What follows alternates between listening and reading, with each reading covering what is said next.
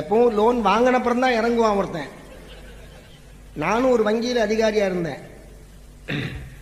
நான் ரொம்ப கெட்டிக்காரன் நினைச்சிட்டு இருக்கேன். எனக்கு மேல ஒரு கெட்டிக்காரர் ஒரு கஸ்டமர் வந்தார். இந்த ஸ்கீம்ல இவ்வளவு ரூபா போட்டா இவ்வளவு நாள் கழிச்சு இவ்வளவு கிடைக்கும், இந்த ஸ்கீம்ல இவ்வளவு ரூபா போட்டு கேட்டா இவ்வளவு நாள் கழிச்சு இவ்வளவு கிடைக்கும், மூணாவது ஸ்கீம்ல இவ்வளவு ரூபா போட்டா இவ்வளவு நாள் கழிச்சு இவ்வளவு கிடைக்கும்ங்கிறேன். அவர் கேட்கிறாரு, ஒன்னும் போடாம தர்றதுக்கு ஸ்கீம் ஏதாவது இருக்கா, என்ன கிடைக்கும்னாரு. நான் சொன்னேன், உங்களுக்கு 1 வருஷமே எனக்கு 2 வருஷம் கிடைக்கும்னு. ஏன்னா அவர் வெளியாளு, நான் இங்க வேலை பார்க்கிறேன். அவருக்கு 1 வருஷத்தோட சரி, நமக்கு இங்க 2 வருஷம். இதுதான் நான் இருக்கிற ஊரை விட்டுட்டு வேற இடத்துல தொகுதி கேட்கிற மாதிரி.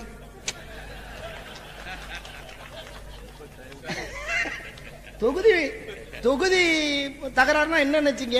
ஏன் சில பேர் சண்டை போடுறான் தெரியுமா? ஏன் எனக்கு என் தொகுதியை தரல, நான் இவ்வளவு நாள் கெடுக்கலையா?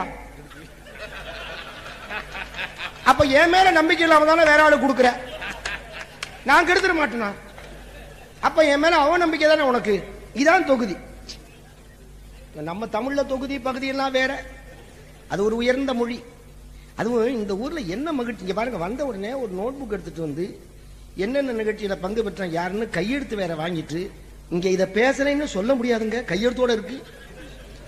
அக்கிரமம் இது மாதிரி நான் பார்த்ததே கிடையாது. எல்லா ஊருக்கும் நான் எனக்கு வந்து அழைப்பு எடுத்துட்டு போயிருவேன். அழைப்பை நான் கையோட எடுத்துட்டு போயிருவேன். எனக்கு அழைப்பு அனுப்பிச்சாங்கன்னா கனசிஸ்ட பேசன் போட்டு சென்னை முகவரியோட வரும், அந்த அழைப்பு எடுத்துட்டு போயிருவேன். ஏன் எடுத்துட்டு போறேன்னு காரணம் தெரியும்ல உங்களுக்கு? சிவகாசிக்கு ஒரு தடவை போயிருக்கேன், அழைப்பு எடுத்து போகாம போயிட்டேன். நீங்க தான் சித்த பேசினான்னா ஆமான்னு, நீங்க தான் சித்த பேசினான்னா ஆமான்னு, நீங்க தான் சித்த பேசினானா அப்படி என்னையா சந்தேகம்ங்கிறேன். இதை அப்படின்னு சொல்லி நேத்து ஒருத்தர் வந்து பேசிட்டு போயிட்டாருங்கிறான். அதுல இருந்து நான் என்ன பண்றதுன்னா, என் அழைப்பு எடுத்துட்டு போயிடுறது. நம்ம காப்பாத்திக்கணுமா வேண்டாமா? இன்னும் கொஞ்ச நாள் கழிச்சு ஐடென்டிட்டி கார்டு வருமா வராத பாருங்க, வேணும்ல. நான் ஒரு எலெக்ஷன் ஆபீசரா போயிருக்கேன் சார். ஒரு பூத்துக்கு நல்லா வச்சான். நம்ம ஊர்ல பேர் வைக்கிற மாதிரி எவனும் வைக்க முடியாது. வாக்குச்சாவடிங்கிறான் பாத்தீங்களா, வாக்க போட்டு சாவடி. வாக்குச்சாவடின்னா அதான். எது சாகுது? ஜனநாயகம் சாகுது. வாக்குச்சாவடி அது ஒரு. நான் தான் சீஃப் எலெக்ஷன் ஆபீசர் இருக்கேன். ஒரு பையன் உள்ள வரான். வந்த உடனே இவன் இல்ல சார், அந்த குறிப்பிட்ட பேர் பொன்னுசாமின்னு வச்சுக்கோமே, கோச்சுக்காரங்க யாராவது பொன்னுசாமி இருந்தா, இவன் இல்ல சார் பொன்னுசாமிங்கிறான் ஒரு ஏஜென்ட், இவன் தான் பொன்னுசாமிங்கிறான் இன்னொரு ஏஜென்ட். முதல்ல சொன்னவன் சொல்றான், சார் இந்த ஓட்டு மட்டும், நல்லா வார்த்தையை கவனிங்க நீங்க, இந்த ஓட்டு மட்டும் இப்ப இங்க சேலாகலைன்னா, போலாகலைன்னு சொல்லல, சேலாகலைன்னா ஒரு கொலை விழுகும்னா, சேல் ஆகலைன்னா. அவன் சொன்னா இந்த ஓட்டு மட்டும் இங்க சேலானா ஒரு கொலை விழுகும்னா, ஆகக்கூடிய அங்க ஒரு கொலை விழுகிறது உறுதி. நான் தான் சீஃப் எலெக்ஷன் ஆபீசர் அந்த பூத்தை பொறுத்தவரையில. அந்த பூத்து அதுக்கப்புறம் கொலை விழுந்தா பூத்து போயிடும். நான் கேட்டேன், ஏப்பா என்ன கொல்ல மாட்டீங்களேன்னு. 2 பேரும் ஒரே நேரத்தில் சொன்னான், பின்ன யாரையும் நினைச்சீங்க? என்ன கவலை? கவலையே இல்லாத மனிதன்னா நான் தான். 2.5 கோடி ரூபாய் நஷ்டம், எனக்கு கவலையே படலை. உண்மையா சொல்றேன், 2.5 கோடி ரூபாய் நஷ்டம் இவருக்கு தெரியும், கவலையே படலை. யாருடைய பணமோ நஷ்டம்னு நினைச்சுக்கிட்டு இருக்கேன். நான் இது எங்க அண்ணன் கிட்ட கத்துக்கிட்டேன். அவரு இந்த ஜிப்பா போட்டுக்கிட்டு உட்கார்ந்துருப்பாரு. மதுரையில் நெல் வித்துட்டு பணம் எடுத்துட்டு வருவார் தேவகோட்டைக்கு பஸ்ஸில். இந்த ஜிப்பாவுக்கு ஒரு நல்ல தன்மை உண்டு, உட்கார்ந்த உடனே பாக்கெட்டை தூக்கிக்கும். பக்கத்தில் இருந்தவன் கையை விட்டு பர்ஸை எடுத்துட்டான். நல்ல வேளை இவர் டிக்கெட் எடுத்தப்பறம் அவன் எடுத்துட்டான். எங்கள் அப்பா கோச்சுக்கிட்டார், என்னடா இப்படி அநியாயமாக இருக்கு, இப்படி விட்டுட்டியே. இல்லை அப்படிலாம் விடலப்பா, ஒரு கை போச்சு, அது நான் என் கைதானோன்னு சும்மா இருந்துட்டேன்னாரு.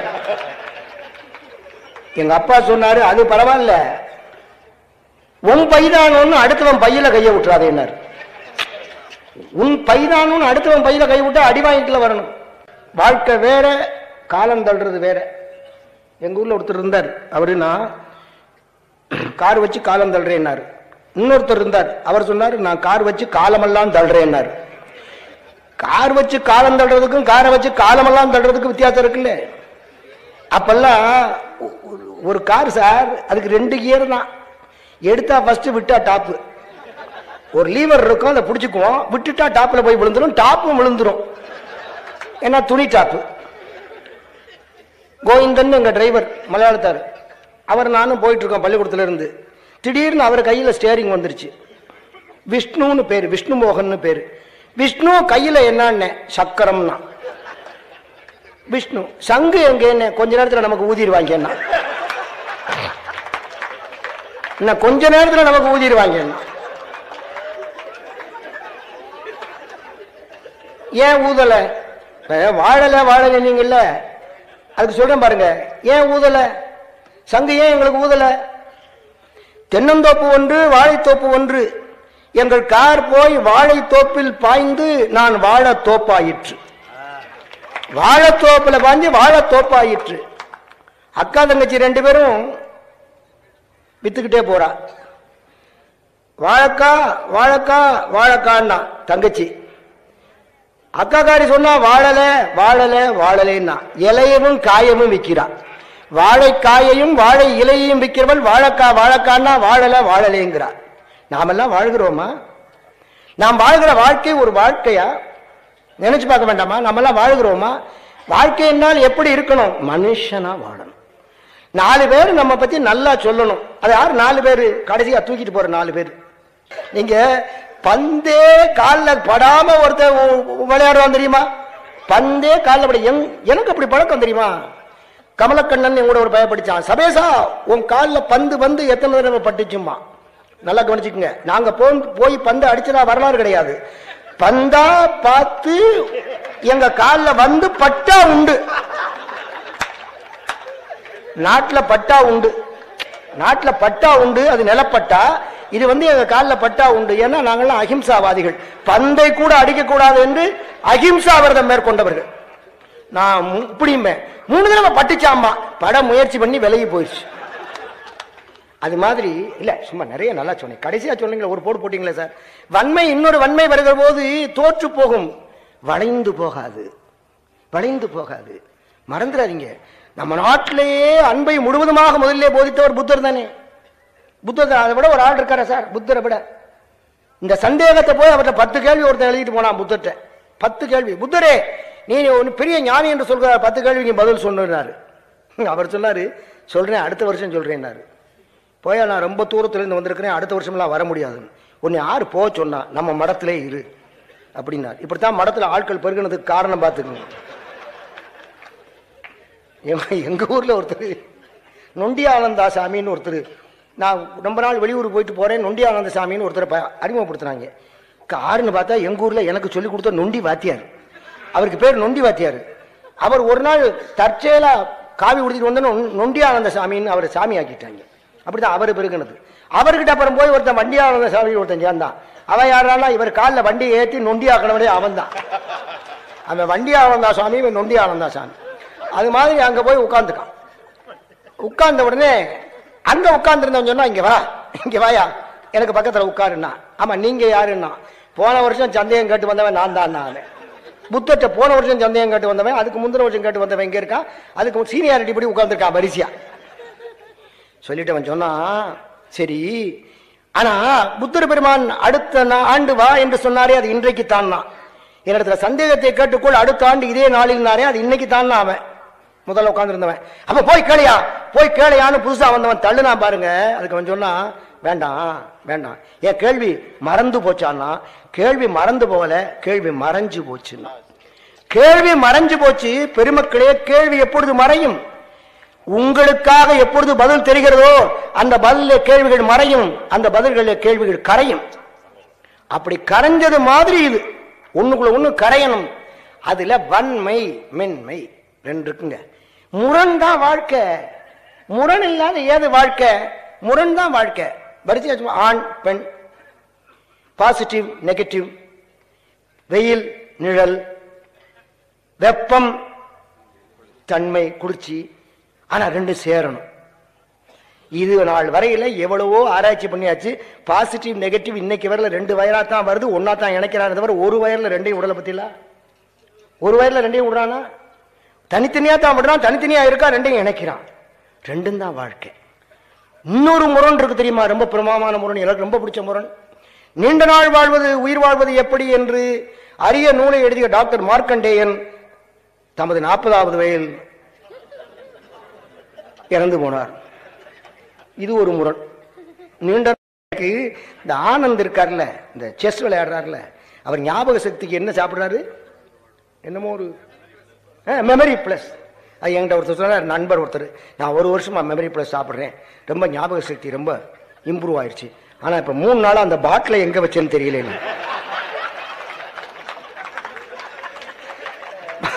3 நாளா பாட்டில் எங்கே வச்சிருந்தேன், அப்புறம் என்ன மெமரி பிளஸ், மெமரி மைனஸ். இது முரண் முரண் வாழ்க்கை. பெருமாள் சாமி நம்ம கல்லூரியில் படிச்சார்ல, அப்துல் ரஹ்மான் ஞாபகம் இருக்குல்ல, பெருமாள் சாமின்னு 6 அடி 3 அங்குலம், அவருக்கு பக்கத்தில் நான் போவேன். முரண். திருக்குறளை வழங்கிக் கொள்ளுங்கள். எப்படிம்பாங்க? பெருமாள் சாமியை பார்த்துக்க, என்னை பார்த்துக்க, அது முதல் அடி, நான் 2வது அடி. அதுல எத்தனை சீர் இருக்கு, இதுல எத்தனை சீர் இருக்கு.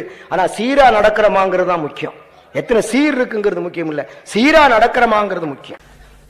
பாருங்க, அது மாதிரி 2 பெரிய கடல்கள், 2 பேர். இது பாருங்க, நான் இப்ப சமீபத்தில் என் பொண்ணு மலேசியாவில இருந்து வந்துட்டு போனா, அவளை அனுப்புறதுக்கு போயிருந்தேன். அங்க பெரிய விமானம் 3 மேல போய் இந்த விமானங்கள் ஏறி பறக்கிறவரை நான் இருக்கிறது. ஏன்னா நம்ம பொண்ணு போறா, ஒழுங்கா போயிடுமான்னு ஒரு பிளேன், இன்னொரு பிளேன்ல நமக்கு வேண்டாதவன் போறான், அது ஒழுங்கா போகப்படாதுன்னு. இது 2ஐயும் பார்க்கறதுக்காக மேல போய் நிக்கிறது. நின்று ரொம்ப அழகா ஒரு சேனை 3 ஜம்போ ஜெட், லுஃப்தான்சா, ஏர் இந்தியா, மலேசியன் ஏர்லைன்ஸ், 3 பெரிய விமானம்ங்க. ஏறி பறந்தா மணிக்கு 3000 மைல் வேகத்தில் பறக்கக்கூடிய விமானங்கள், 25,000 27,000 அடிக்கு மேல உயர பறக்கக்கூடிய விமானங்கள் எல்லாம் தயாரா இருக்கு. 304 பேர் ஏறியாச்சு. இவ்வளவு ஆற்றல் உள்ள அருமையான அந்த விமானங்களை கொண்டு போய் ஓடுதளத்திலே நிறுத்துவதற்கு டிராக்டரை வச்சு எடுத்துட்டு போனான். டிராக்டரை வச்சு எடுத்துட்டு போனான். ஒன்றை கவனியுங்கள், டிராக்டரால் பறக்க முடியாது, டிராக்டரால பறக்க முடியாது. ஆனா இந்த விமானத்தை தள்ளி கொண்டு போய் ஓடுதளத்திலே நிறுத்த முடியும். அது முடியும். அந்த டிராக்டர் தான் நான். இது 2 விமானம், 2 அருமையான விமானங்கள். விமானம் 2க்கும் 2 ரெக்கை இருக்கு. அருமையான. என்ன இன்னைக்குதான் நினைச்சா எனக்கு எவ்வளவு பெருமை. எங்க கீழே இறங்கி போட்டாங்க ஸ்டேட் பேங்க். அவங்க முருகையன் எனக்கு பேர முறை. ஏன்னா இவர் மாணவர், மாணாக்கர்னா பேரன், மாணாக்க பேரன். அதெல்லாம் ஒரு பெருமை. என்னுடைய மாணவர்கள் எவ்வளவு பேர் இருக்கிறார்கள், எத்தனை பேர் இருக்கிறார்கள். ஆனா ஒரே ஒரு சிக்கல் இருக்குதுல. சால்மன் பாப்பையா என்னுடைய மாணவர். நம்புறீங்களா? நம்புறீங்களா? சில பேர் கேட்கிறான், ஏன் சார் நிஜமாவா, உல்டாவா சொல்றீங்களா? நீங்க ஒரு மாணவரா, அவர் உங்க மாணவரா? இல்லையா, அவர் தான் எங்க மாணவர். ஏன் அவரை பார்த்தா வயசானவர் மாதிரி தெரியுதாங்கிறேன். இல்ல அறிவாளியா இருக்காருங்கிறான். அப்ப நம்ம கிட்ட படிச்சா அறிவாளியா இருக்க மாட்டாருன்னு ஒரு முடிவு. இங்க என்ன, இவரும் நம்முடைய மாணாக்கர் தான். அப்துல் ரஹ்மான் மாணாக்கர். அவ்வளவு நான் பெரிய பெரிய பேராசிரியர்கிட்ட மாணாக்கர். என்னுடைய மாணாக்கர்கள் பெரிய பெரிய பேராசிரியர்கள். அப்ப எனக்கு ஒரு சிறப்பு வருமா வராதா? சார், அருமையான வைரங்களுக்கு நடுவே கொஞ்சம் ஒச்சமுள்ள வைரத்தை வைத்தால் அந்த வைரம் கூட ஒலிக்கும் இல்லையா? வைரம் இது ஸ்மாரான வைரம் தான். மூவாவுடைய மாணாக்கர், தேப்பா மீனாட்சி சுந்தரனுடைய மாணாக்கர். ஒன்றும் தெரியாது அவருக்கு. 17 மொழி தான் நல்லா தெரியும். 17 மொழி தான் நல்லா தெரியும். நமக்கு எவ்வளவு தெரியுங்கிறீங்க? ஒன்றும் தெரியாது, ஒன்றும் தெரியாது. ஒருத்தருக்கு ஒரு மொழி தெரியுமான்னு கூட நமக்கு தெரியாது. நமக்கு எங்க கூட ஒருத்தர் வந்தார், எர்ணாகுளத்தில் போய் இறங்குறோம், எங்க கூட வந்தார். பேரை சொல்லப்படாது, பிரமாதம் மலையாளம் பேசிட்டே வந்தார். எங்களுக்கு கவலையே கிடையாது. எர்ணாகுளத்தில் போய் பேசணும்னு அவர் மலையாளத்தில் பேசி ஆட்டோக்காரங்கிட்ட பேசிடுவாரு, ஹோட்டல்ல பேசிடுவாரு, எல்லாம் பேசிடுவாரு நினைச்சுக்கிட்டு இருக்கோம். ட்ரெயினை விட்டு இறங்குறதுல இருந்து, எர்ணாகுளத்தில் இறங்குறதுல இருந்து மலையாளமே பேசல. ட்ரெயின்ல வரல பேசினவர் எர்ணாகுளத்தில் இறங்குறப்பறம் பேசணும்னா எங்களுக்கு சந்தேகம், அவருக்கு தெரிஞ்சது மலையாளமா இல்லையான்னு. அது போல எத்தனை மொழி தெரியும். மூவா எவ்வளவு பெரிய பேராசிரியர், உங்க பகுதியை சேர்ந்தவர் தானே. எவ்வளவு பெரியவர், எவ்வளவு இனியவர், எவ்வளவு எளியவர். ரொம்ப பேர் இருக்கிறான். எவ்வளவு மண்டக்கருவம் இருக்கு, தலை கணம், எவ்வளவு தலை கணக்கு. ஒரு தலை, அதுக்குதான் ராவணனை 10 தலையோட படைச்சான். 10 தலையிலையும் 10 இருக்கு, 10 தொழில் இருக்குது. இப்ப நான் ஒரு தலையாக சொல்கிறேன். அது ஒரு அருமையான சொற்றொடர் ராமாயணத்தினாலே வந்தது. ஒரு தலைன்னு இருக்குல்ல, அது ஏன் வந்ததுன்னு தெரியுமா? சீதை சொல்றா, நான் வழக்காடு மன்றத்துக்குள்ள போகலப்பா. சீதை சொல்றா, ஐயோ 10 தலையை தூக்கிட்டு நீ போய் சண்டைக்கு போற, எங்காலு எவ்வளவு குறிதவரை எய்தாலும் ஒரு தலையில் இல்லாட்டி ஒரு தலையில முடிக்கும். இப்ப ராவணனை அடிச்சு வீழ்த்துறதுக்கு ராமனை போல குறி தவறாமல் எய்யக்கூடிய ஆற்றல் உள்ளவன் தேவையில்லை. ராஜாராம் போதும், நான் போதும், அப்துல் காதர் போதும். ஏன் தெரியுமா? 2வது தலைக்கு குறி வைப்பேன், 7வது தலைக்கு பிடிச்சிட்டு போகுது. என்ன தப்பு? 7வது வைப்பேன், 3வது போகும். ஒரு தலை போவது உறுதி. இந்த ஒரு தலை இஸ் ஈக்குவல் டு உறுதிங்கிற அர்த்தம் வந்தது அதனாலதான். போவது ஒரு தலை, போவது உறுதிங்கிற அர்த்தம் ஒரு தலைன்னு வந்துருச்சு. அது மாதிரி தான் அருமையான நிகழ்ச்சியாக இருந்தால் எனக்கு ஆசையாக இருக்கிறது. என்னுடைய பிள்ளைகள் அத்தனை ஊரில் இருக்கிறார்கள், எனக்கு மகிழ்ச்சி. அமெரிக்காவுக்கு போயிருக்கேன், சிகாகோவில் பேசுகிறேன். அங்கே ஒரு நண்பர் சொல்கிறாரு, ஐயா கண்ணதாசன் இப்போ தான் வந்துட்டு போனார், அவர் இங்கே வந்து தான் போனார், அடுத்து நீங்கள் தான். நான் போயிருக்கிறேன், அவரும் நகரத்தார் நீங்களும் நகரத்தார், அவரும் தமிழ் கவிஞர் நீங்களும் தமிழ் அறிவாளி, அவர் இங்கே வந்து தான் போனார், அடுத்து நீங்கள் தான். இல்லை இதை சொல்லிக்கிட்டே வர்றான், ஏதோ சங்கீத வித்வான் அடிக்கடி சேர்த்து பாடுற மாதிரி சேர்த்து பாடிட்டே வர்றான். அந்த சிகாகோவில் என்னுடைய மாணாக்கர் ஒருத்தர் நம்ம பள்ளியில் படித்தவர் இருக்கார், ஆறுமுகம்னு பேர், பெரிய பிளாஸ்டிக் சர்ஜன். அவர் தான் நம்ம ஸ்ரீதேவிக்கு மூக்கு ஆப்ரேஷன் பண்ணவர். நம்ம ஸ்ரீதேவி மூக்கு ஆப்ரேஷன் பண்ணி நீங்கன்னா பார்த்துக்குங்க. இல்லை பாருங்க, பெரியார் தாசன் ஐயா பேசுனதுல எவ்வளோ மகிழ்ச்சி போயிட்டாங்களா இருக்கட்டுமே. அதாவது திக்குவாயை ஒரு வாரத்தில் போக்கிறேன்னு சொன்னார் பத்தில, அது எனக்கு தெரியாது. ஆனால் நாங்கள் 10 பேர் சேர்ந்து நல்லா பேசிக்கிறோன்னு திக்குவாயை ஆக்கிட்டோம், அது நமக்கு தெரியும். நீங்கள் நான் 10 பேர் சேர்ந்து ஒருத்தனை பார்த்து என்னடா நாங்களும் கவனிக்கிறோம், ஒரு வாரமாகவே திக்குறேன்னு சொல்லுங்க, அப்படி இல்லைன்னு அப்பவே திக்கிடுவான். அதான் பாரதி பாடினா, பழைய பைத்தியம் படியில்னு தெரியுதுன்னு. படியில்னு தெரியுதுன்னா பாரதி, ஏன்னா படியில்னு வந்த பைத்தியம், படியில்னு வந்த பைத்தியம் படியில்னு தெரியும். அது மாதிரி ஆறுமுகம்னு இருக்காரு, பிளாஸ்டிக் சர்ஜன், 300 பேர் உட்கார்ந்துருக்கிறார்கள். எனக்கு ஆசைன்னா ஆசை, அந்த மாணாக்கர் இருக்கிறானே ஆசை, பெரிய சர்ஜன். இதோ இங்கே இருக்கிற டாக்டர் ஆறுமுகம் கூட என்னுடைய மாணவர்னு சொல்றதுக்காக, இதோ இங்கே இருக்கிற டாக்டர் ஆறுமுகம்னு பாருங்க, எந்திரிச்சு உள்ளே நையான்ட்டான். சிகாகோவில் 40 வருஷத்துக்கு முன்னால என்ன பாடுபடுத்தி இருப்பேன் என் வகுப்புல, அதனால உள்ளே நையாங்கிறான், எந்திரிச்சு உள்ளே நையான்ட்டான். மற்றவனுக்கெல்லாம் சந்தேகம், அப்ப நாங்கள்லாம் இல்லே நையாவா, அவர் மட்டும் உள்ளே நையானா நாங்கள்லாம் இல்லே நையானா. அந்த வரலாற்றை சொன்னேன். 40 ஆண்டுகளுக்கு முன்னால் என்னுடைய வகுப்பில் இருந்த பிள்ளை இங்கே நினைவித்துக் கொண்டிருக்கிறது. ஆனால் அவர் ஒன்றே ஒன்று சொன்னார், நான் உடன்படலை.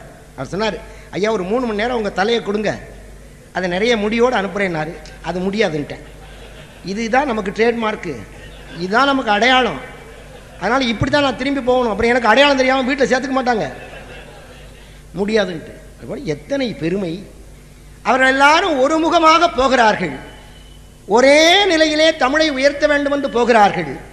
அந்த உயர்த்த வேண்டும் என்ற முயற்சிக்கு நாங்கள் ஏதேனும் ஒரு திணையேனும் அந்த காலத்தில் துணையாக இருந்திருப்போமானால் மகிழ்ச்சி அடைகிறோம். சுவாமி விவேகானந்தருக்கு வந்த வேகமெல்லாம் வேகமே இல்லாத அமைதியாக இருக்க ராமகிருஷ்ண பரமஹம்சரை பார்த்து, வேகமே கிடையாது ராமகிருஷ்ண பரமஹம்சருக்கு, ஆனால் வேகமான மனிதர் விவேகானந்தர். அவர் எப்படி சந்திச்சார் நிகழ்ச்சி மட்டும் சொல்லிட்டு நான் வழக்காடு பண்ண தொடங்குறேன். ஒரு சிறந்த ஆசிரியன் எப்படி துணை செய்ய முடியுங்கிறதுக்கு எடுத்துக்காட்டு பாருங்க. உங்களால் எத்தனை பேர் அந்த புத்தகத்தை எத்தனை பேர் விலைக்கு வாங்குறாங்க? 1000 ரூபா கொடுத்து ஒருத்தர் வாங்குறாரு. நான் 2 நூல் எழுதியிருக்கேன்னு அதில் போட்டிருக்கிறேன். சிலது என்னை பற்றிய குறிப்புகள் அது நான் தான் எழுதி கொடுத்தேன். எந்த கடையிலையும் கிடைக்காது. ஏன்னா அடித்ததெல்லாம் எனக்கே திரும்பி வந்துருச்சு, எல்லாம் திரும்பி வந்துருச்சு, எல்லாம் நமக்கு திரும்பி வந்துகிட்டே இருக்கு. 2வது ரேங்க், நான் யூனிவர்சிட்டியில் 2வது ரேங்க் தெரியுமா? நான் எம்ஏ படிக்கும்போது யூனிவர்சிட்டியில் 2வது ரேங்க். பரீட்சை எழுதினவனே 2 பேர் தான் எழுதினவனே 2 பேர். இப்போ 2வது ரேங்க் இல்லாமல் அப்புறம் என்ன? அப்போ நம்ம தான் கடைசின்னு அர்த்தம். ஆனால் ஒன்று வச்சுக்கங்க சார், வாழ்க்கையில் நான் என்றைக்குமே ஓட்டப்பந்தயத்தில் கலந்து கொண்டா கூட யாருக்கும் பயந்து முன்னாலே ஓடியதாக வரலாறே கிடையாது. எல்லாரும் எனக்கு பயந்துதான் முன்னாலே ஓடி இருக்கிறார்களே தவிர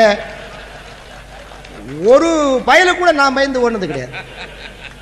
சூசை மாணிக்கம்னு எங்கள் வாத்தியார் பிசிக்கல் டைரக்டர், அவர் சொல்லுவார், சபேசா எல்லாரையும் ஓட்டியாந்து விட்டுரு. ஆனால் இது பின்னால் வாழ்க்கையில் எனக்கு எவ்வளவு பயன்பட்டுச்சு தெரியுமா? நான் கல்லூரி வாத்தியாராக இருக்கேன். ஒருத்தர் கொண்டாந்து ஒரு பையனை சேர்க்கிறாரு, சொல்கிறாரு, ஐயா ஒரு ஜோடி மாட்டை வித்துட்டு இவனை ஓட்டியாந்து இங்கே விட்டுருக்கேன். அவர் 20 வருஷத்துக்கு முன்னால் நம்மளை ஓட்டியார் சொன்னார். இவர் சொன்னார், ஒரு ஜோடி மாட்டை வித்துட்டு இவனை ஓட்டியாந்து இங்கே விட்டுருக்கேன் அப்படின்னாரு. நான் என்ன பண்ணணும்னே, நல்லா மேய்ங்க அப்படின்னாரு. ஏன் நீங்கள் என்ன மேய்க்க தெரியாமல் தானே கொண்டாந்து விட்டுருக்கேன். அவருக்கு மேய்க்க தெரிஞ்சால் இங்கே சார் வர்றாரு. அவர் ஒரு நல்ல மேய்ப்பர். யார்? இயேசுநாதர். அவர் ஒரு நல்ல மேய்ப்பர். அது மாதிரி ஒரு மகிழ்ச்சி. அது மாதிரி ஒரு வாத்தியார் எப்படி பயன்பட முடியும்? விவேகானந்தருக்கு 16 வயசு, பள்ளிக்கூடத்தில் படிக்கிறார். அன்னைக்குன்னு பார்த்து அவருக்கு ஆங்கில வகுப்பு எடுக்கிற ஆசிரியர் வரல. அப்படி தான் நாங்கள்லாம் முதல்ல இந்த வகுப்புகளுக்கு போய் சேர்ந்தது.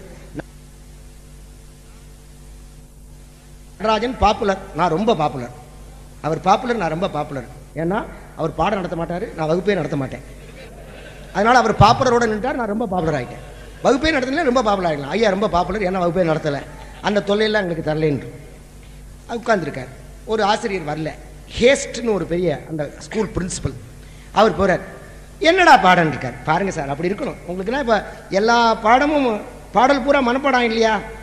என்ன பாடம் இருக்கார்? வேர்ட்ஸ்வர்த் அப்படின்னு இருக்கான். வேர்ட்ஸ்வர்த்தில் என்னடா பாடம் இருக்கார்? டாஃபடல்ஸ் அப்படின்னு இருக்கான். டாஃபடல்ஸ்னு வேர்ட்ஸ்வர்த்தில் 14 வரி. பூக்களை பார்த்தவுடன் அவன் அப்படியே பூரித்து போய் பாடிய அருமையான கவிதை டாஃபடல்ஸ்.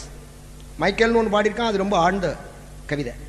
டாஃபடல்ஸ் அப்படியா அப்படின்னு கட கட கட கடன்னு கொட்டிட்டார். பிரின்சிபல் கொட்டி பாடம் நடத்துறாரு. அதுல கலைந்து போகிற மேகங்களை காணும் போதும்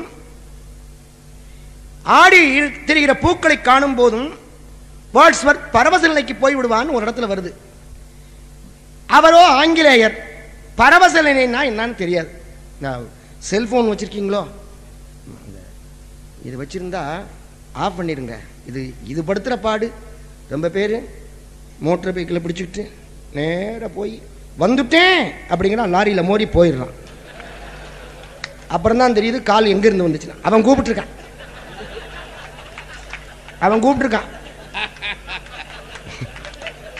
என்ன முடிஞ்சு போச்சுன்னு பார்த்தீங்களா? அடுத்தாப்புல இன்னொன்று வச்சிருக்கேன், இன்கமிங் ஃப்ரீ.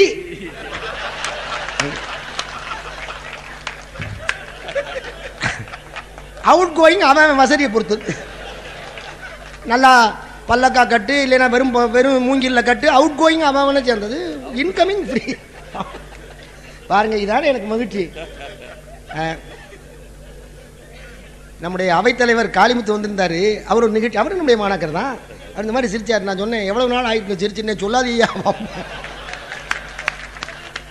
அதை சொல்லாதீயா, பயமா இருக்கு. புதுக்கோட்டையில் அது மாதிரி பரவச நிலைக்கு போய் கதையை மறந்துடாதீங்க. பரவச நிலை என்றால் என்ன தெரியல. எப்படி கண்டுபிடிக்கிறது? கன்ஃபியூஷியஸினுடைய மூல நூலை மொழிபெயர்த்தார்கள். அந்த ஆங்கில ஆசிரியர் சொல்கிறான், இதை மொழிபெயர்ப்பதற்காக நான் சீன மொழியை கற்றுக்கொண்டேன். அப்படிலாம் இருக்கணும். தென்னாப்பிரிக்காவினுடைய பூகோள வரலாறுன்னு நான் ஒரு புத்தகம் எழுதினேன். நல்லா கவனிங்க. அமெரிக்காவினுடைய பூகோள வரலாறு அப்படின்னு ஒரு புத்தகத்தை எழுதினேன். நமக்கு பூகோளம் தெரியாது. பூகோள வாத்தியார் எங்கள் கல்லூரியில் இருந்தார், 11ஆம். அவருக்கு தமிழ் சுட்டு போட்டாலும் வராது. நாங்கள் 2 பேரும் சேர்ந்தோம். ஒரு அமெரிக்கார் அங்கேருந்து வந்திருந்தார், சவுத் அமெரிக்கன் வந்திருந்தார். அவரை சந்தித்து ஹோட்டலில் பார்த்து பேசணும். All right, when are you coming to அமெரிக்கான்னாரு. அதான் அப்படி கேட்டார். All right, when are you coming to அமெரிக்கான்னாரு. நான் சொன்னேன், நாங்கள் வரவே மாட்டோமே, இங்கே இருந்துக்கிட்டே அமெரிக்காவை பார்த்து கற்பனை பண்ணியே எழுதிடுவோமே.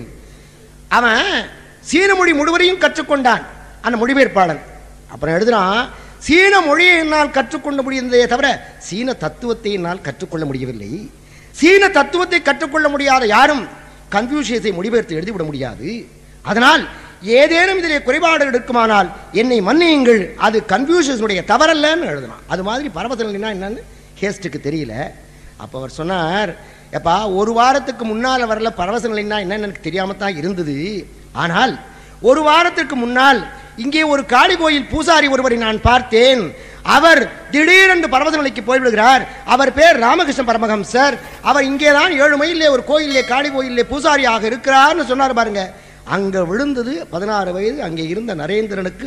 ஆகா, ஒரு பெரியவர், நாம் சந்திக்க வேண்டிய பெரியவர் இங்கே இருக்கிறார் என்று. அதனால் தான் பகவானிடத்திலே போய், வங்காளத்திலே பகவான் என்றால் ராமகிருஷ்ணர், சுவாமின்னா விவேகானந்தர். பகவான் ராமகிருஷ்ணர், சுவாமி விவேகானந்தர். அவர் போனார். அது மாதிரி ஒரு துளியேனும் உங்களுக்கு எங்களால் இந்த உணர்வு என்ற ஒரு சின்னஞ்சிறு பொறி தந்திருக்க முடியுமானால், ஒரு ஆசிரியராக இருக்க கடமை என்பதை உணர்ந்து நாங்கள் ஏதேனும் அதை தந்திருக்குமானால் அதனுடைய விளைவு இன்றைக்கு விளைநிலமாகிய இங்கே நமக்கு பயிராக முளைத்திருக்கிறது. அது விதை, இதான் பயிர். அறுவடை உங்களுக்கு. வன்மை மென்மை என்பது 2 குணங்கள். இந்த 2 குணங்களும் கண்டிப்பா மனிதனுக்கு வேணும். தம்மபதம்னா என்ன நினைச்சீங்க? ரொம்ப பேர் தர்மபதம் நினைச்சிட்டு இருக்கான். Dhammapadam is a middle path of புத்திசம்னா நடுவழி. நீ அனுபவித்துக்கொள், அனுபவத்திலேயே நீ மூழ்கி போகாதே. நீ உணவு உண்டுகொள், உணவுக்கே நீ அடிமை ஆகாதே. நீ மகிழ்ச்சியாக இரு, மகிழ்ச்சியிலே நீ ஆண்டு போகாதே. இதான் தம்மபதம். நான் கூட நாள் தர்மபதம் நினைச்சுக்கிட்டு இருந்தேன். தம்மபதான்னு ஒரு புஸ்தகம் வாங்கினேன் சார், சேலத்தில் ஒரு பழைய புஸ்தக கடையில். அவன் வண்டியில் வச்சிருக்கான், வண்டியில் வச்சிருக்கான்னு சொன்னா, ஐயா அது எடுத்துக்கங்க, என்ன விலைன்னு, அதை போட்டிருக்க விலையில பாதி கொடுங்கண்ணா. பிரிச்சு பார்த்தேன், ஒன்றும் கொடுக்க முடியாது போல இருக்கேன்னு. ஏண்டாண்ணா, this is publish for free distribution போட்டுருந்துச்சு. அது இலவசமாக கொடுப்பதற்காக கோலாலம்பூர்ல இருக்க புத்த சங்கம் வெளியிட்ட நூல் சேலத்தில் நான் வாங்கினேன். எங்கிருந்து எங்க வந்திருக்கு பாருங்க. இந்திய நாட்டில் தோன்றிய ஒரு சமயம் வெளிநாடுகளுக்கு போய் பரவி அங்கே நூலாக மாறி இங்கே வந்து விழுந்திருக்குங்க. அது மாதிரி ரெண்டும் வேணும். தம்மபதம் அதுதான், வன்மையும் வேணும், மென்மையும் வேணும். அப்ப இப்ப நம்ம நல்ல வண்ணம் வாழ்வதற்கு எது மிகுதியும் தேவை, பெரிதும் தேவைன்னு கேள்வி கேட்டிருக்கீங்க. இப்ப வன்மை தேவையா, மென்மை தேவையா? It is bee alone that can suck the honey from the flowers, not all bees can. Matthew Arnold சொன்னான். வண்டு ஒன்றுதான் தேனின்னு மொழிபெயர்க்கப்படாது. தேனி தமிழ் சொல் இல்லை, வண்டுன்னு தான் சொல்லணும். ஆனா தேனின்னா தான் புரியும். இட் இஸ் பி, தேனி ஒன்றுதான், வண்டு ஒன்றுதான் பூவிலிருந்து தேனை எடுக்க வல்லதுன்னு எழுதலாம். It is bee alone that can suck the honey from the flowers, not all bees can. உலகத்துல எந்த சக்தியாலும் பூவில் இருக்கிற தேனை எடுக்க முடியாது. நீங்க வேணா தேனியை வேற இடத்துல வளர்க்கலாம், ஆனால் பூவிலிருந்து தேனை எடுப்பதற்கு தேனி ஒன்றுக்கு மட்டுமே ஆற்றல் உண்டு. It is bee alone that can suck the honey from the flowers, not all bees can. அடுத்து போட்டான், வரப்போகின்ற வசந்தத்தை நினைத்து ஆடுவது குயில் என்ற ஒரு பறவை மட்டுமே தவிர மற்ற பறவைகள் ஆடாதுன்னா தெரியுமா? வரப்போகின்ற வசந்தம், வந்த வசந்தம் அல்ல. வந்த வசந்தத்துக்கு அப்புறம் ஆடுறவன் தான் நாமெல்லாம். வரப்போகின்ற வசந்தத்தை நினைத்து எதிர்பார்த்து ஒன்றை எதிர்பார்த்து ஆடுகிறதே, அது குயில் ஒன்றுதான் ஆடும். மேகங்களை பார்த்து ஆடுகிற ஒரே பறவை மயில் தான் எழுதணும். இந்த உண்மைங்கிறது எல்லாத்திலையும் போய் சேர்ந்துக்கும். அதான் உண்மைக்குரிய தன்மை. அன்பு, நான், ஒப்புரவு, கண்ணோட்டம், அப்புறம் என்ன சார், வாய்மை, 5 சால்பு ஊன்றிய தூண். ஒரு மண்டபத்துக்கு 4 தூண் தானே சார்? அங்க இங்க இங்க இங்க. 5வது தூண் ஒன்று இருந்தால் நடுவே இடைஞ்சலாவில் இருக்கும். இந்த தூண் எங்க சேரணும்? இந்த 4லையும் போய் வாய்மைங்கிற தூண் சேரணும். இந்த வாய்மைங்கிற தூண் இருக்கு பாத்தீங்களா, ஒன்னொன்னையும் பேசணும். அன்பா, உண்மையான அன்பை காட்டு. அதனாலதான் சொல்றாங்கல்ல, உண்மையான காங்கிரஸ்வாதிகள் வாருங்கள்ங்கிறான். அப்ப உண்மையான காங்கிரஸ்வாதி வாங்கன்னா அப்ப பொய்யான காங்கிரஸ்வாதி இருக்கான்னு தெரியுது இல்ல? அதுக்காக தான் ரொம்ப ஒரே ஒரு திருக்குறளுக்கு எழுதப்பட்ட வாழ்க்கை தானே சார் காந்தியடிகளுடைய வாழ்க்கை. உள்ளத்தால் பொய்யாது ஒழுகின் உள்ளத்தார் உள்ளத்துள் எல்லாம் உழன்னு ஒரு திருக்குறளுக்கு ஒரு வாழ்க்கையே விளக்கமாக எழுதப்பட்டிருக்கிறது. அது மாதிரி முடியுமா சார்? நமக்கு வேற யாருக்கு நீ உண்மையா இருக்க வேண்டாம். நீங்க சொன்னீங்களே யாருக்கு உண்மையா இருக்கு, யாரோ கேட்டீங்களே தம்பி விஜயன், யாருக்கு உண்மையா இருக்கிறது? யாருக்கும் உண்மையா இருக்க வேண்டாம். நமக்குள்ள உண்மையா இருந்தா போதும். நமக்குள்ள உண்மையா இருந்தா போதுங்க. நீங்க செய்யறது நீங்க உண்மையா இருந்தா அது போதும். இது கஷ்டம் சொல்றமே தவிர செய்ய முடியாது தெரியுமோ. ரொம்ப அன்பு விளக்கம் கூறுக. நான் ஒரு இடத்துல கேள்வி கேட்டு ஒரு ஸ்கூல்ல பட்ட பாடு, பொய் இது பற்றி கூறுகன்னு. ஒரு பையன் எந்திரிச்சு சொல்றான், பொய்யே கூறப்படாது, அப்புறம் இது பற்றி கூறுக என்ன? பொய்யே கூறப்படாது, அப்புறம் பொய் பற்றி கூறுக என்ன? அப்புறம் அதுல வேற நம்ம வரைக, பொய் பற்றி வரைக, அது வரைய முடியாது. அன்புள்ள அம்மாவிற்குன்னு எழுதலாம், பக்கத்துல ஓஞ்சி அடிச்சான். அம்மானாலே அன்பு தானடா, அப்புறம் என்ன அன்புள்ள அம்மாவிற்கு? அன்பு ஒன்று, உள்ள ஒன்று, அம்மா ஒன்றுன்னு 3ஐயும் பிரிச்சா தானையா? அம்மாவே அன்பு தானே, அப்புறம் என்ன அன்புள்ள அம்மாவிற்கு? அது மாதிரி இந்த உண்மைங்கிறது இருக்கே, அது எல்லா இடத்துலையும் போய் சேரணும். சேர்ந்தாதான். இப்ப ஸ்வீட் இருக்கு வச்சுக்கோங்களேன், ஸ்வீட்ல எல்லா இடத்துலையும் அந்த ஸ்வீட்னஸ் சேரணுமா வேண்டாமா? எல்லா இடத்துலையும் ஸ்வீட்னஸ் சேரணுமா வேண்டாமா சார்? நாம் பண்ற ஸ்வீட் மாதிரி இருக்கக்கூடாது, அப்படி இருக்கக்கூடாது இல்ல. குலோப்ஜான் இவரை வச்சுக்கிட்டு சொல்லணும் நல்லா வேணும்னே, ஏன்னா இவர் டயபெட்டிக்ங்கிறாங்க. குலோப்ஜானா அப்படிங்கிறாரு இவர். ஐயா குலோப்ஜானா சாப்பிடுறீங்க, பின்ன என்ன செஞ்சானா? குலோப்ஜான் தான். அந்த குலோப்ஜான்ல எல்லா அணுவிலையும் இனிப்பு ஊற வேண்டாமா, இனிப்பு சேர வேண்டாமா? அது போல அது வன்மையாக இருந்தாலும் சரி, மென்மையாக இருந்தாலும் சரி, இவை எல்லாவற்றோடும் சேர ஒரே உயிராக இருக்கிற, அடிநாதமாக இருக்கிற உண்மை சேர்ந்தே ஆக வேண்டும். அந்த உண்மை சேராத வழி எதற்கும் மரியாதை கிடையாது. ரொம்ப நான் எப்பவும் சொல்ற எடுத்துக்காட்டு உங்களுக்கு சொல்றேன், இங்கே சொல்லியிருப்பேன் பாருங்க. ஒன்னொன்னுக்கு ஒரு இலக்கணம் இருக்கு. நல்லா எழுதுறது பென்சிலுக்கு இலக்கணம், நல்லா அழிக்கிறது ரப்பருக்கு இலக்கணம் இல்லையா? சில பென்சிலில் எழுதிட்டு சில ரப்பரை அழிச்சா பெரிய எழுத்தாவாயிரும், அந்த பேப்பர் பூரா ஆயிரும். அதான் பையன் சொன்னா, என்னம்மா நம்ம அப்பா வச்சிருந்த ஃபேக்டரியில் செஞ்ச ரப்பர் நல்லா அழிக்கும்னே, அழிக்க மாட்டேங்குதேன்னா. அதுக்கு அவ சொன்னா, நம்ம சொத்தை பூரா அதாண்டு அழிச்சது, சும்மா அழியணும். சொத்தை பூரா அதை அழிச்சிருக்கலாம், இந்த எழுத்து அழிக்கலையே, இந்த எழுத்து அழிக்கலையே. அப்ப ரப்பர் உண்மை இல்லை, புரியுதா? இது உண்மையான ரப்பர் இல்லை, உண்மையான ரப்பர் இல்லை. ஒழுங்கா எழுதாட்டி உண்மையான பென்சில் இல்லை, ஒழுங்கா எழுதாட்டி உண்மையான பேனா இல்லை, ஒழுங்கா ஒளிபரப்பாட்டி அது ஒளிபரப்பியாது. ஓங்கி பிடி ராஜன் ஐயா ஒரு தடவை ஒரு கூட்டத்தில் பேசும்போது அது ரொம்ப சேட்டை பண்ணிச்சு. ஓங்கி ஒரு அடி அடிச்சார் பாருங்க, அது கத்திருச்சு. கத்தினோன்னு சொன்னாரு, இந்த ஒளிபரிக்கும் குருவின்றாரு. ஒளிபெருக்கும் கருவிங்கிற ஒளிபெருக்கும் குருவின்னு சொல்லிடுவோம். அது ஒழுங்காக ஒளியை பெருக்கினால்தான் நமக்கு எதா இருந்தாலும் சரி, ஒளியாக இருந்தாலும் ஒளியாக இருந்தாலும் ஓசையாக இருந்தாலும் எல்லாம் உண்மையா இருக்கணும். இந்த உண்மை என்பதுதான் அடிப்படை நாதமாக இருக்க வேண்டும். அதைத்தான் அவர்கள் அழகாக குறிப்பிட்டார்கள்.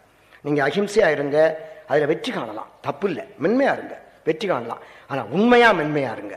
மென்மையா இருக்க நடிக்காதீங்க, வன்மையா இருங்க, உண்மையான வன்மையா இருங்க. நல்ல காரியத்துக்காக செய்யறதா உண்மையான வன்மை. தம்பி ஹிட்லரை பத்தி சொன்னாங்க.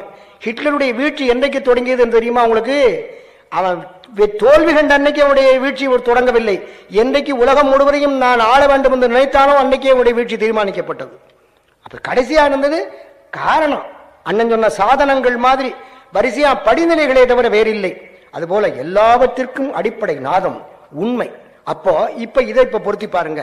நல்ல வண்ணம் வாழ்வதென்றால் ஒருவன் தனக்குத்தானே தன் மன நிறைவோடு இருக்கிற வாழ்க்கை என்றுதான் கொள்ள வேண்டும். யாருக்கு நல்லவனா வாடுறது? பிறருக்கா தனக்கா என்றெல்லாம் கொள்ளக்கூடாது. தனக்கு தன் நெஞ்சு அறிவது பொய்யற்க. அதான் அவர் சொன்னார், தன் நெஞ்சு அறிவது பொய்யற்க, பொய்த்தபின் தன் நெஞ்சே தன்னை சுடும். வேற யாரும் சுட வேண்டாயா, வேற ஒருத்தன் கோட்ஸேன்னு வந்து சுட வேண்டாம், தன் நெஞ்சே தன்னை சுடும் என்பதனால் எல்லாவற்றிற்கும் அடிப்படை நாதமாக இருக்கிற உண்மை ஒன்றுதான் இந்த நம்முடைய வாழ்க்கை. இந்த மண்ணில் நல்ல வண்ணம் வாழ்வதற்கு பெரிதும் துணை செய்வது என்று கூறி அருமையான வாய்ப்பை தந்தீர்கள், அற்புதமாக கேட்டீர்கள். மீண்டும் வருகின்ற வரையில் உங்கள் எல்லோருக்கும் வணக்கத்தை சொல்லி நிறைவு செய்கிறேன். வணக்கம்.